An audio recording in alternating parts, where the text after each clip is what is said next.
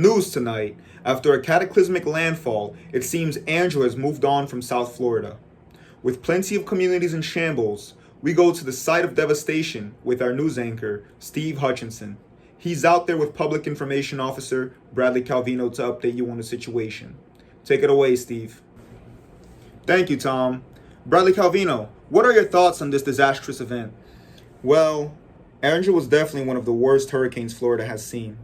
Initially making landfall as a Category 4, it seems Andrew intensified the Category 5 status at the last moment. This managed to cause more damage than initially predicted. And as of yet, we have gotten word that fatalities so far remain low.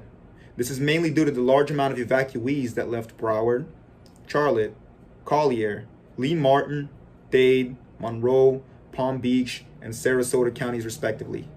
We managed to open up a grand total of 142 shelters and overall managed to evacuate a total of 1.2 million residents and tourists. So far, we estimated damages to be $34 billion, which puts Andrew as one of the most costliest hurricanes ever recorded.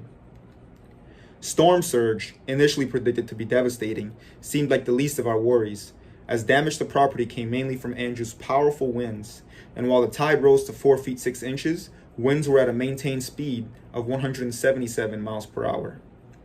Currently, we have plenty of issues as an estimated 1.4 million people are currently without electricity, 150,000 are without telephone service, and 175,000 have been rendered homeless. So far, there are talks that President Bush will pass a $7.1 billion relief package to provide benefits to the survivors. This package is meant to go towards small business loans, agricultural recovery, food stamps, and public housing. However, for now, first responders are backed up with calls about injuries and theft. We also urge our first responders to be safer on the wreckage as the remaining rubble remains unstable. For our survivors, please, please, please help each other in this time of need. And make sure to stay away from power lines.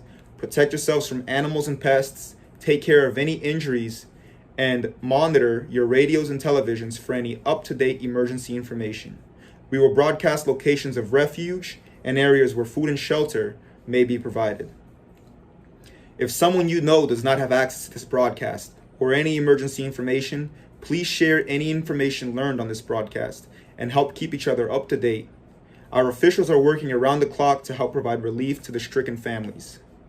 Also, be sure to contact our help hotline if you have any lost family members in this disaster. Our goal is to make sure we reunite families, provide proper relief, and recover safely during this time of disaster. Thank you. Thank you, Bradley. As everyone can see, these hard times may just about come to an end. Make sure you call the hotline at 1-800-621-3362. That's 1-800-621-3362. Thank you for tuning into our program. This was your news anchor, Tom Kachenko. See you next time on BRAD News.